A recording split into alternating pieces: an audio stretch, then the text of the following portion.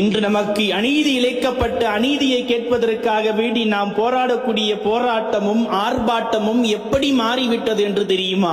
எழுதாத பேனாவில் எழுதுவதை போன்று தான் 1000 நபர்கள் எழுதினாலும் சரி, 1000 முறை எழுதினாலும் சரி, அந்த பேனா எழுதாது. அதே போன்றுதான் எவ்வளவு நபர்கள் போராடினாலும் சரி, எத்தனை நபர்கள் போராடினாலும் சரி, அது பலன் தராததாக மாறிவிட்டன. இப்பொழுது அன்பிற்கினி அல்லாஹ்வின் நல்லடியார்களே, நாம் எழுதும் பேனாவாக இருக்க வேண்டும் என்றால் நாம் நீதிமன்றத்திற்கு செல்ல வேண்டும். நமக்காக வேண்டி, நமக்கு ஆதரவாக, நம்முடைய நியாயத்தை தெரிவிப்பதற்காக வேண்டி வாதாடுவதற்கு நம்மில் லாயர்களை உருவாக்க வேண்டும், வக்கீல்களை உருவாக்க வேண்டும். நம்முடைய பிள்ளைகளை படிக்க வையுங்கள். நமக்காக வேண்டி வாதாடுவதற்கு அந்த ஒருவர் பேசினாலும் சரி, அந்த ஒரே பேனா எழுதினாலும் சரி, அந்த பேனா பலன் தரக்கூடியதாக இருக்கும். அதை போன்று நம்முடைய பிள்ளைகளை உருவாக்க வேண்டும்.